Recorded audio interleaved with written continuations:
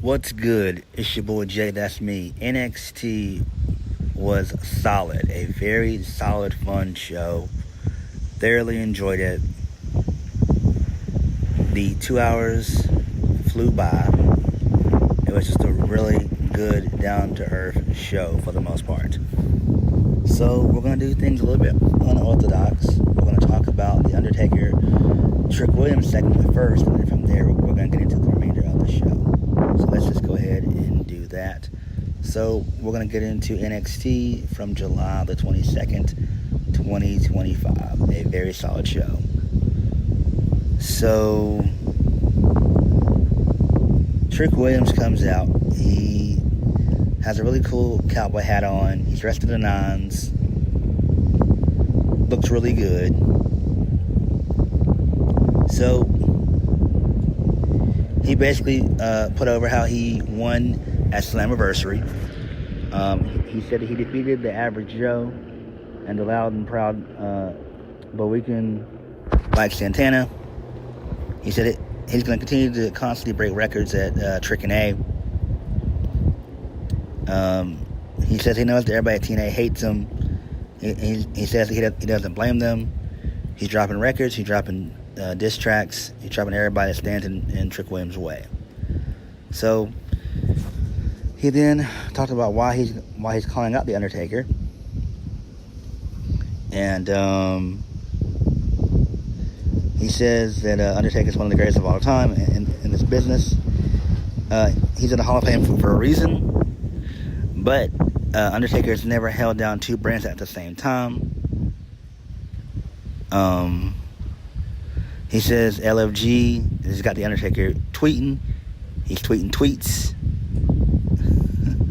And he thinks that LFG has gotten the Undertaker soft. And I have no problem with being the man. The only one who's got the calhoun to call out the Undertaker. Because he's Trick Williams. This is Trick and A. Dead man, get your ass out here. Really good shit there. I forgot he did call the Undertaker on Raw the previous night, which was good. This was during like a commercial segment. No, this was right before, I think, the main event or whatever, something like that or whatever, with him and Big Joseph. It was really cool. He made fun of Undertaker's knees, which was tremendous. I love that. Really good shit there. I should have mentioned it on my Raw review, but I forgot. But I'm going to do it here. But it was really, really good. I'm loving this version of Trick Williams. Good shit. So, The Undertaker, he puts over Trick Williams. He says that he keeps up with everybody. He said that he's not the same guy with that TNA title as Trick was with the NXT title. He said that he wanted a guy that he watched scratch and crawl all the way up to the top. That guy was hungry. That guy had that dog in him. He said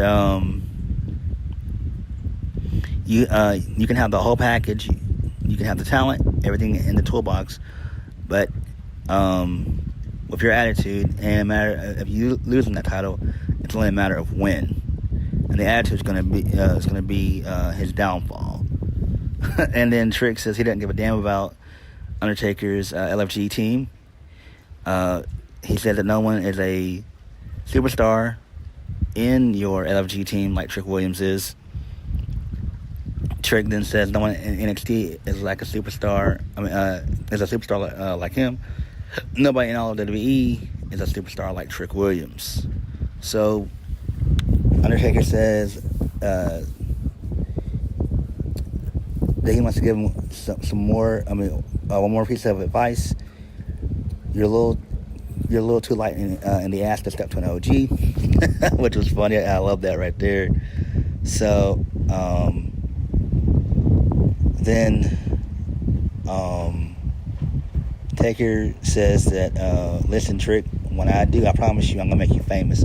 So Trick is about to punch Taker. Taker blocks it, and then Taker hits the choke slam on Trick. Trick Williams sells this shit perfectly. This was tremendous. I love this. This was great. This was really, really good. This is excellent, man. This is excellent. I love this. I really do love this. Trick is doing great stuff. And it shows that he's going to be a success on the main roster as well. He's good as a babyface, and he's good as a heel. Trick is phenomenal. He's a really, really good promo, and I like him. I like him. The guy's going to be a fucking star on the main roster if Triple H can get his dumb ass out the way and let Trick cook and do what he needs to do.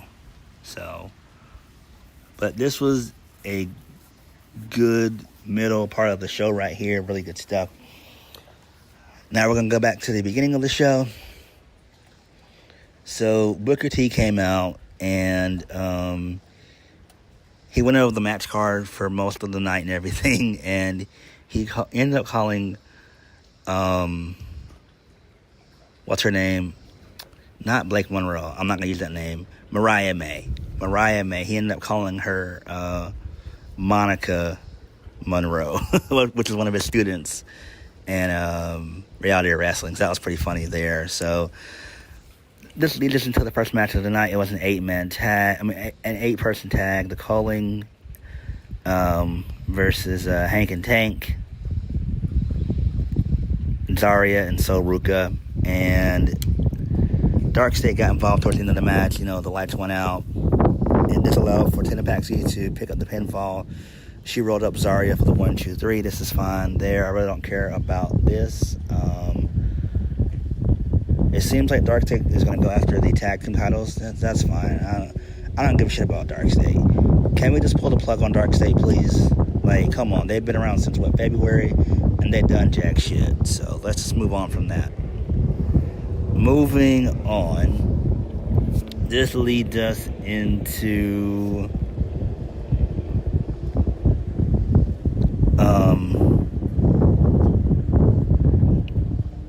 the JC Jane segments. So earlier on, before that segment took place, Ava didn't allow Jordynne Grace to enter in the arena earlier on in the night due to her attacking Stevie Turner and Robert Stone last week, aka Robbie E.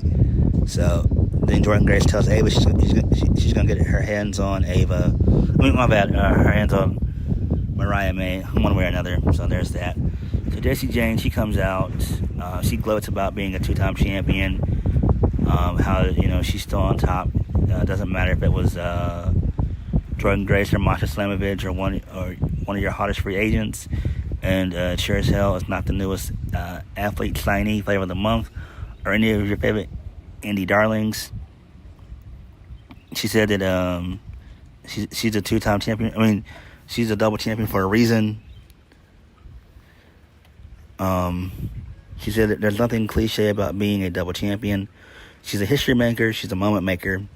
The Last Legend shows up. She congratulates JC Jane, but she says that she's delusional. She put herself over, that being Last Legend, how she got rid of Nia Jax and Nikki Bella, how she eliminated them from the Evolution Battle Royal. She kept putting herself over. She said that she's equipped to get one of those titles, whether it's going to be the NXT Women's Championship or the Knockouts World Championship. So Jada Parker, her fine ass, shows up, and she basically says the same thing. She says that she has a direct line to that championship, and she says that she's going to be the future and face of this division. So then JC Jane is about to bounce out. She's 6. She tells the rest of Fatal Influence to attack both girls, but they don't, and which is funny. So JC Jane does it herself, and then there's a brawl that ensues. And then Jada Parker and Last Legend, they fight off Jasmine Nix and Fallon Henley. So that's cool there. Good stuff. Moving on. So we get Ricky Stanks. He's backstage with Jevon Evans. Jevon's trying to take some notes and figure out some new moves. Ricky tells Jevon to not overthink things. He's on the right track after beating Jasper Troy at the Great American Bash. Jevon tells Ricky that it's difficult to prepare for Jasper Troy because he's unhinged. Jevon gives Ricky the same advice about not overthinking. Ricky says that the Revolution will be televised tonight. Jevon Evans says he's going to keep a close eye on the match. Okay, that's fine there. Good stuff. Then this leads us into the No Quarter Catch crew. They're backstage trying to hype up Ren Sinclair for her big match with Mariah May. All right, moving on. So Jasper Troy defeats Ricky Saints via countout. So they were brawling towards the entrance ramp. It collapsed, and Jasper did a nasty senton, taking out Ricky. So really good stuff there. That's good shit. They're still going to continue their feud. It makes Ricky look good, and it makes Jasper look good as well. So it makes both guys look strong with that finish, and it's actually a believable finish. And it's been a while since we've seen a countout finish on WWE television as a whole for a while. WWE rarely does countout finishes, especially on television. So, good stuff there. But this should jumpstart their feud. We'll probably get another match at Heat Wave next month. So, we'll have to see how it all plays out. Moving on. So, we see Trick Williams. He's talking to the High Rise in the backstage area. Trick says that he's the one that's calling out the Undertaker. So Wesley, he tells Trick to handle his business, but if he needs anything, to say the word.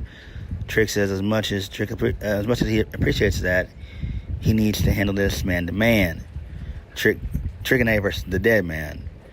And then Jevon Evans, he gets involved, and Trick tells him to mind his own business, stay out of grown folks' business. And Jevon's really excited to see the confrontation. So good stuff there. All right, moving on from that, Ozzy Osbourne, he passed away. So that's sad there. We send our thoughts and prayers and condolences to his family. Ozzy was a phenomenal musician and singer and everything else. May he rest in peace, rest in paradise, and rest in power. Rest easy, Ozzy Osbourne. You will be missed. I love me some Ozzy Osbourne, bro. If you guys don't know, I'm a massive metalhead, but I also like, hip-hop and rap and all that stuff as well. But I'm a big, big metalhead. And I know a lot of black people, for whatever reason, we get flack for it, but come on. Metal is not the quote-unquote white man's music. It's not. If you like it, you like it. If you don't, you don't. But I love metal, and I always have, always will. So, rest easy, Ozzy Osbourne. All right. So, JC Jane, she's backstage with Fatal Influence. She wants to know what they're going to do after being attacked by both Lash Legend and Jada Parker. So, Michelle McCool, she shows up. She gives a pretty good reaction. So, Michelle suggests that Jasmine takes on Jada Parker and that Fallon takes on Lash Legend. Fallon wants to know why Jasmine gets to fight Jada. Jasmine says that only a baddie can handle a baddie, which is true, because they both do look good. JC says that Fallon is better than Jasmine, so the odds are in her favor. Michelle tells JC that she should talk this over with Ava. Okay, that's fine there. They're still doing the breakup of Fatal Influence. I don't know why I keep wanting to say Fatal Attraction, but Fatal Influence. So this is good. This is great stuff there. I'm wondering when JC will get her call up. Nobody knows. But I do like this. Moving on. So Mariah May, she defeats Ren Sinclair. She wins via the double underhook DDT. The same one that Mick Foley used to use and John Moxley uses and all that. So good stuff there. This is fine. Jordan Grace, post-match, she showed up. She beat the shit out of all of the male security guards, which was weird. But it is what it is. It's pro wrestling. We know most of the guys that are security guards are wrestlers anyway, so whatever. I mean, it's odd, but I know people are saying, well, why couldn't there be female security guards? Why would there be female security guards? Come on. As powerful and strong as Jordan Grace is, come on, get the fuck over yourselves. Start thinking. Please start thinking. I like this. Apparently, this should lead to a match at Heatwave, which should be good. So Heatwave's in what? I think 6 weeks. So they got more than enough time to build and give us more story with why Mariah May turned on Jordynne Grace. And give Mariah May some credit. I know people don't like her, but I mean, she's good. She's good. They didn't really change her presentation as much. The only thing they did was just change her name. She kept her same music and all that, so that's cool.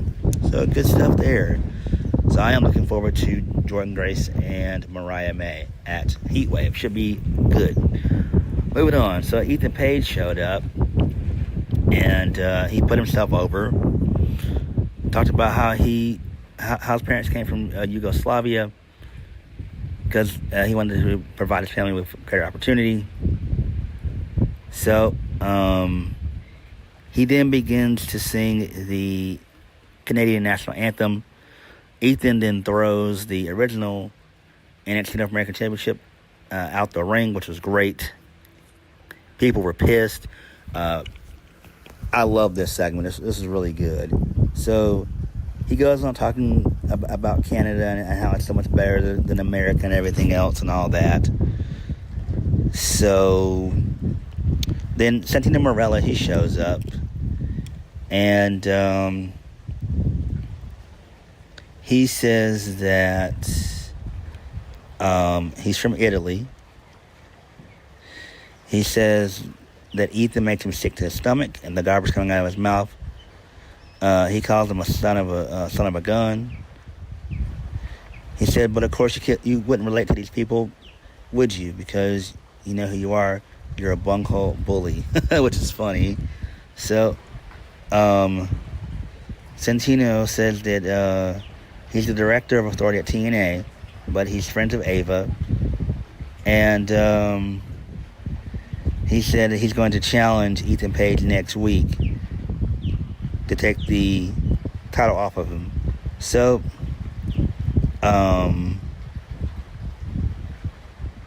Ethan's like, nah, let's not wait till next week. Let's do this right now. So then Ethan, he avoids the Cobra, and then he retreats to the back. And that's the end of this segment. This is a pretty good segment here. I enjoyed it. I think this is tailor-made for Steve Maclin to show up and to get involved into the NXT TNA crossover. He's the only guy that fits it. Again, this is going to be America versus Canada, so why wouldn't it be? This is a title tailor-made for him anyway. He's already TNA International Champion, so it adds to the gimmick. He's the guy that should show up next week. Clearly, this should not be a match at all. If it is, it shouldn't last no more than about, at best, 3 to 5 minutes.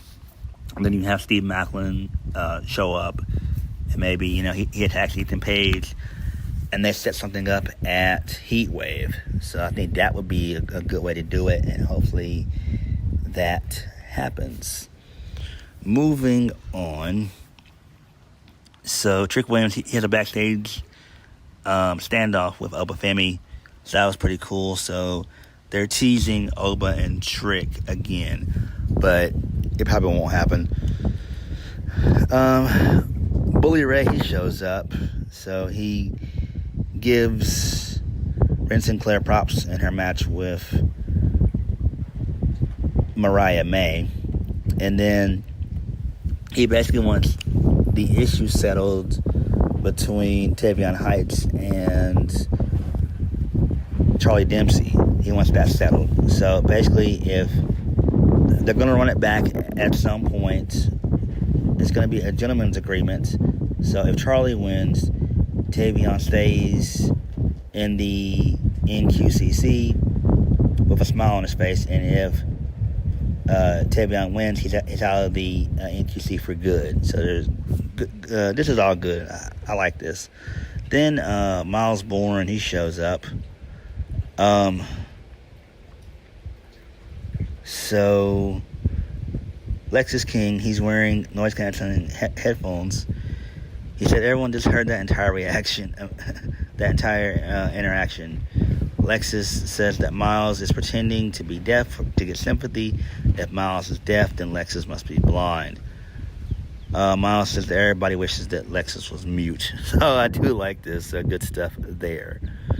All right, and then this leads us into the main event of the evening. Oba Femi defeats Inamura and Josh Briggs in the triple threat to remain the NXT champion. So good stuff. The match was all right. Some pretty good power moves. Josh Briggs hit a moonsault onto Inamura. Basically, the match was okay. There were some power moves involved in the match as well. So thankfully, this Oba Femi, Josh Briggs, Inamura stuff is over with. Now, Oba can move on to bigger and better things. So then, post-match, Josh Briggs attacks Inamura with the haluba kick. So I guess they're going to start a feud between those two, which is fine. Just don't put it on Heatwave. Just keep it on NXT television, please. So then we go to the back. We see Jevon Evans. He's talking to the Undertaker. Taker tells Jevon Evans to keep going after the biggest dog. And then that was it. So that refers to Oba Femi. So it seems like they're going to run back Jevon Evans and Oba Femi. Should be fun. I'm down for that. I'm a fan of both guys. I love me some Oba Femi. I love me some Jevon Evans. However, I don't think that Jevon Evans is ready to be NXT champion. I don't think he's ready yet. I think you want to build him up some more. I don't know when Jevon Evans should be NXT champion. He has earned a championship opportunity, and he should be champion, but I don't know. I don't know, really. I don't know. I'm just a fan of Oba Femi. I'm guessing maybe the reason why I'm saying that is, are they still going to circle back to Oba and Trick at some point? They have to, right? They've got to at some point, but I don't know.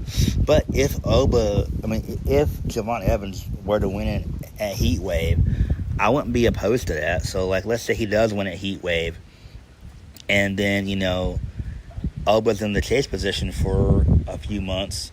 Let's say he beats Jevon Evans at Halloween Havoc. So, you give him at least a good 3-month reign as champion. So, we'll have to wait and see how things play out. But NXT was very fun. I love the Trick Williams Undertaker confrontation. That was fucking awesome. The main event was okay. Blake Monroe had an okay debut. I can't wait to see how the feud between Jordynne Grace and Mariah May is going to continue. I didn't mean to say Blake Monroe. Ugh.